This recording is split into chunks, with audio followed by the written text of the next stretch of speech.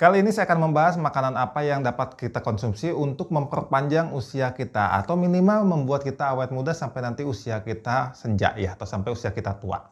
Oke, ini adalah poin yang sangat penting. Ingat ya, semua makanan akan memicu terjadinya reaksi oksidasi, inflamasi ataupun mungkin gangguan daya tahan tubuh yang bisa memicu terjadinya autoimun. Poin penting yang kedua adalah adanya kemungkinan residu atau reaksi yang tidak diinginkan dari metabolisme ketiga makronutrien tadi, yaitu karbohidrat, protein, dan lemak. Ya. Kita mulai dengan karbohidrat. Karbohidrat itu akan dipecah di dalam tubuh kita menjadi glukosa, di mana apabila karbohidrat yang kita makan itu adalah karbohidrat jenis yang sederhana, itu akan memicu yang namanya lonjakan insulin. Ya. Nah, lonjakan insulin ini akan memicu terjadinya peradangan di dalam tubuh kita. Selain itu, glukosa akan menempel pada protein ataupun lemak membentuk molekul yang namanya AGE, Advanced Glycation End Product, di mana AGE ini sangat reaktif dan dapat memicu kerusakan sel apabila AGE ini mengenai sel. Hal ini dapat berujung kepada kerusakan DNA dan mungkin terjadinya kanker di dalam tubuh kita. Selain glukosa yang dihasilkan dari pemecahan karbohidrat, ada juga jenis gula lain yaitu fruktosa. Fruktosa ini adalah gula yang bisa ditemukan dalam buah-buahan. Beda dengan glukosa, fruktosa tidak akan mengakibatkan lonjakan insulin, tapi fruktosa itu di metabolisme di hati, di mana hal ini dapat membebani hati. Oleh sebab itu, terlalu banyak mengkonsumsi fruktosa akan sangat membebani hati dan mengakibatkan kerusakan pada hati. Lalu ada gula yang selanjutnya yaitu sukrosa, yaitu gula meja ya, yang gula yang biasa kita makan, gula yang kristal putih itu. Itu apabila di metabolisme di dalam tubuh kita akan dipecah menjadi fruktosa dan glukosa. Lalu makronutrien yang kedua yaitu protein. Protein juga tidak lepas dari residu berbahaya ataupun sisa-sisa metabolisme berbahaya. Yang pertama adalah amoniak. Amoniak ini sangat toksin di dalam tubuh kita. Sisa metabolismenya akan dibuang melalui ginjal. Hal ini akan membebani ginjal dan juga membebani liver di dalam tubuh kita. Selain amoniak, juga di dalam protein biasanya ditemukan zat yang namanya heme iron. Heme iron itu adalah zat besi yang bisa ditemukan pada produk-produk protein hewani. Ya. Nah, heme iron ini apabila terlalu banyak ini dikaitkan dengan kanker di dalam tubuh kita, terutama dengan kanker usus. Sama seperti glukosa, protein yang berikatan dengan glukosa juga akan membentuk molekul yang namanya AGE tadi, yaitu Advanced Glycation End Product. Tadi sudah dibahas ya, AGE. Selain itu, pada produk-produk protein hewani, terutama daging merah, akan ditemukan molekul yang namanya New5-GC, di mana New5-GC ini dikaitkan juga dengan kanker di dalam tubuh kita. Nah, New5-GC ini tidak akan ditemukan pada daging putih, contohnya daging ikan ataupun daging ayam. Oleh sebab itu, saya sangat merekomendasikan bagi kita untuk mengkonsumsi banyak daging putih dibandingkan dengan daging merah, sebab potensi yang bahaya yang diakibatkan oleh New5-GC itu. Selain itu juga di dalam protein juga biasanya ditemukan lemak jenuh, terutama ditemukan pada produk-produk hewani daging merah ya. Jadi lemak jenuh ini dikaitkan dengan berbagai macam penyakit termasuk penyakit jantung, stroke, dan lain-lain. Lalu kita bicara lemak. Biasanya pada lemak itu yang bahayanya itu adalah lemak jenuh ya. Lemak jenuh ini juga tadi sudah dibahas, ini dikaitkan dengan penyakit jantung, penyakit stroke, penyakit pembuluh darah, dan lain-lain. Selain itu, kelebihan lemak juga akan memicu yang namanya gejala lipotoxicity, yaitu keracunan lemak yang terlalu banyak di dalam tubuh kita, terutama lemak yang disimpan di organ-organ penting, contohnya di hati, yang dapat mengakibatkan penyakit yang namanya perlemakan hati, dan di organ-organ tubuh lainnya juga. Nah, lemak juga dengan glukosa juga akan membentuk molekul yang namanya AGE tadi ya, Advanced Glycation End Product. Ini sudah dibahas juga tadi ya. Jadi itu poin-poin penting yang pasti kita ingat bahwa baik itu lemak, baik itu karbohidrat, baik itu protein akan memicu reaksi yang dapat merugikan di dalam tubuh kita atau mungkin residu-residu atau molekul-molekul yang tidak kita inginkan. Oleh sebab itu, supaya badan kita tetap sehat, supaya efek-efek kerusakan jaringannya bisa kita tekan seminimal mungkin, supaya kita bisa lebih berumur panjang. Oleh sebab itu, poin penting yang selanjutnya adalah makanlah seminimal mungkin sesuai dengan kebutuhan kalori kita yang optimal. Jadi jangan sampai kita makan melebihi jumlah kalori yang dibutuhkan. Sebab hal ini akan mengakibatkan oksidasi yang berlebihan, inflamasi yang berlebihan, dan juga gangguan daya tahan tubuh yang berlebihan. Dan apabila berakumulasi, semuanya akan mengakibatkan kerusakan jaringan dan mengakibatkan penyakit-penyakit yang dapat mengakibatkan gangguan kesehatan pada tubuh kita. Karena makan makanan ketiga makronutrien tadi itu walaupun penting juga mengakibatkan reaksi yang tidak diinginkan. Oleh sebab itu, poin penting selanjutnya adalah makanlah atau carilah yang seefisien mungkin menghasilkan energi yang kita butuhkan dengan metabolisme paling sedikit, yaitu adalah lemak. Saya sudah bahas pada video sebelumnya bahwa lemak menghasilkan jumlah kalori 2 kali lipat dibandingkan protein, dibandingkan karbohidrat ya. Jadi dengan metabolisme yang sama, lemak akan menghasilkan energi yang jauh lebih banyak. Oleh sebab itu, utamakan atau dominankan atau minimal mayoritaskanlah kebutuhan energi kita dari lemak. Tapi tetap protein tetap kita makan. Karbohidrat juga kita makan sebisa mungkin karbohidrat yang kompleks, jangan karbohidrat yang sederhana, contohnya nasi putih ataupun tepung ya. Poin selanjutnya adalah makanlah secara variatif.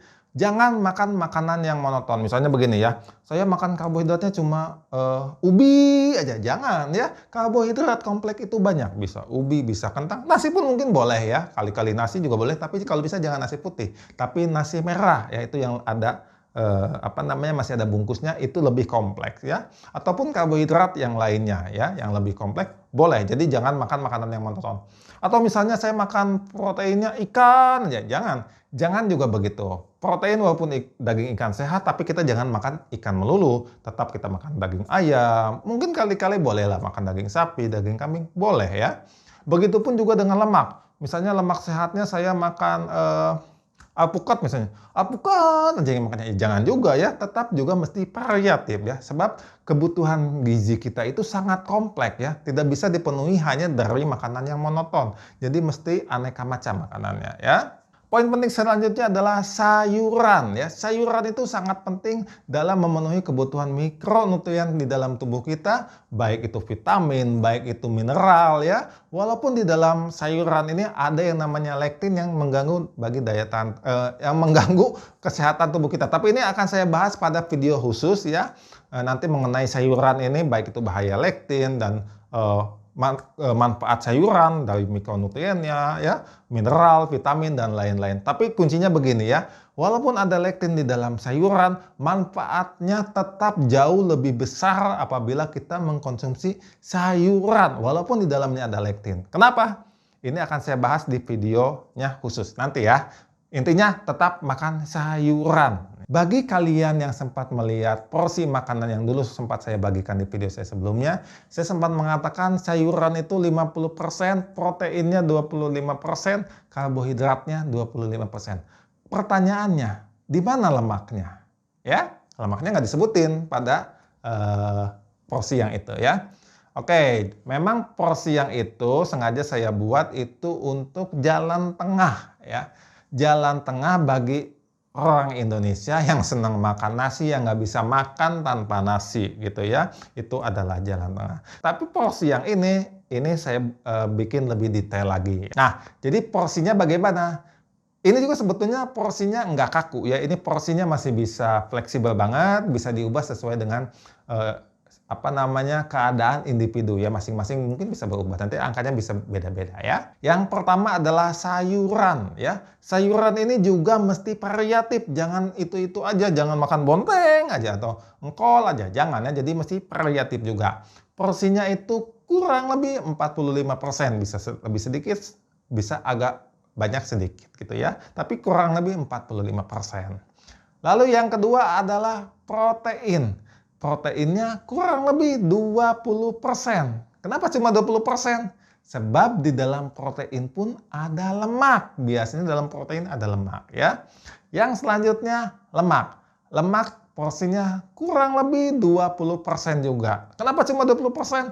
Karena di dalam lemak pun biasanya ada protein. Jadi gabungan protein dan lemak ini kurang lebih sudah 40% ya. Nah, tadi kan udah dibahas bahwa sebisa mungkin kita lebih banyak mengkonsumsi lemak. Tapi kenapa lemaknya jumlahnya sama dengan protein? Ingat ya, walaupun lemaknya 20% dan protein 20%, tapi energi yang dihasilkannya beda.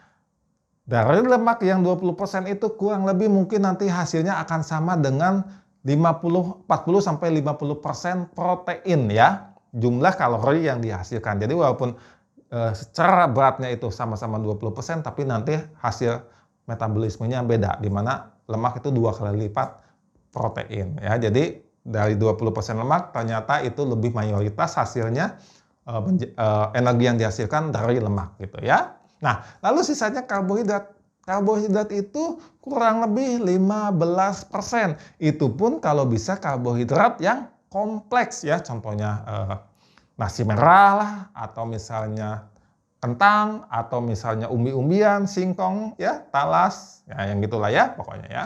Nah, tapi kenapa karbohidratnya cuma 15%? Ingat, di dalam sayuran sudah mengandung karbohidrat yang kompleks ya. Tadi kan sayurannya 45% tuh ya. Nah, dari 45% itu sepertiga sampai seperempatnya itu sudah mengandung karbohidrat. Jadi yang dari 45% itu apabila ditambahkan 15%, ya mungkin nanti angkanya kurang lebih jatuhnya 25% karbohidrat ya. Jadi kalau misalnya karbohidrat digabungkan dengan sayuran, katakanlah karbohidrat kompleksnya itu kentang, umbi, itu dikatakanlah sayuran misalnya ya, contoh gitu ya. Berarti ini sayurannya itu kurang lebih 60% apabila digabungkan dengan karbohidrat kompleks ya. Kalau misalnya karbohidrat khususnya itu kita hilangkan gitu ya. Oh iya, satu lagi ya, saya hampir lupa. Jenis-jenis lemak apa yang sebaiknya kita konsumsi? Lemak baik tentunya ya. Lemak baik itu contohnya adalah alpukat ya. Alpukat itu dominannya adalah lemak tidak jenuh ya, diikuti nanti lemak jenuh dan protein. Lalu bisa juga dengan ikan. Nah, ikan ini adalah salah satu sumber lemak tidak jenuh yang sangat baik. Apalagi di dalam ikan juga ada omega 3 ya. Omega 3 ini sangat baik bagi kesehatan. Selanjutnya adalah kulit ayam. Ya, kalian nggak nyangka kan? Ternyata kulit ayam itu sangat menyehatkan. Di mana kandungan di dalam kulit ayam itu didominasi oleh lemak tidak jenuh. Di mana lemak tidak jenuh ini sangat baik bagi kesehatan kita ya. Selanjutnya adalah telur ya. Nah, tapi kalau bisa jangan dimakan putihnya aja. Makan juga sama kuning-kuningnya. Sebab kalau cuma makan putihnya aja itu justru yang tidak menyehatkan ya. Makanlah dengan kuning-kuningnya. Jadi dalam telur itu juga ternyata kandungan lemak tidak jenuhnya jauh lebih tinggi dibandingkan lemak jenuhnya. Oleh sebab itu makan ya. Nah, ada juga lalu minyak zaitun. Ya, minyak zaitun juga sudah dikenal untuk lemak baik ya, karena dalam minyak zaitun itu kandungan lemak tidak jenuhnya juga sangat tinggi sekali ya. Dan contoh-contoh lainnya nanti bisa kalian searching ya. Bisa kalian Google lah. Lalu untuk protein ya, protein juga bisa kalian makan adalah ikan ya. Tadi sudah dibahas di lemak. Lemak ikan itu sangat baik, begitupun protein. Protein pada ikan itu sangat baik untuk kesehatan kita. Selanjutnya juga daging putih. Selain ikan, contohnya daging ayam ya. Daging ayam itu lebih baik dibandingkan daging merah. Sebab ingat, di dalam daging merah ada yang namanya molekul New5GC tadi, dan lemak jenuhnya lebih tinggi dibandingkan daging putih. Ya, jadi oleh sebab itu pilihlah daging putih. Kali-kali boleh makan daging merah, contohnya daging sapi, daging kambing, boleh lah ya. Yang selanjutnya seafood ya. Seafood juga adalah sumber protein yang baik bagi kesehatan kita ya. Kacang-kacangan juga bisa, tapi di sebagian kacang-kacangan juga sayangnya mengandung lektin juga ya. Tapi nanti ini saya akan bahas khusus di video khusus, di videonya secara khusus ya. Nah, lalu karbohidrat. Karbohidrat apa yang sebaiknya kita makan? Pilih karbohidrat yang kompleks ya. Jangan yang sederhana, contohnya nasi putih atau tepung-tepungan ya. Itu adalah contoh karbohidrat yang sangat tidak baik, yang salah satu penyebab banyaknya penyakit pada era modern saat ini ya. Jadi pilihlah karbohidrat yang kompleks, contohnya adalah jagung, contohnya adalah umbi-umbian gitu ya. Apalagi kalau sayuran itu jauh lebih kompleks dibandingkan kentang, jagung ya, umbi-umbian gitu ya. Itu jauh lebih kompleks lagi gitu ya. Nah, itu lebih sehat lagi ya.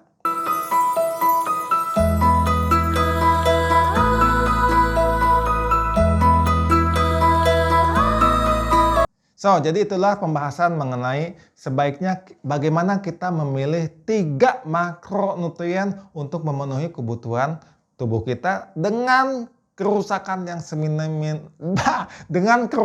seminimal mungkin yang diakibatkan oleh oksidasi, inflamasi maupun gangguan daya tahan tubuh. Mudah-mudahan membantu. Sampai ketemu di video selanjutnya.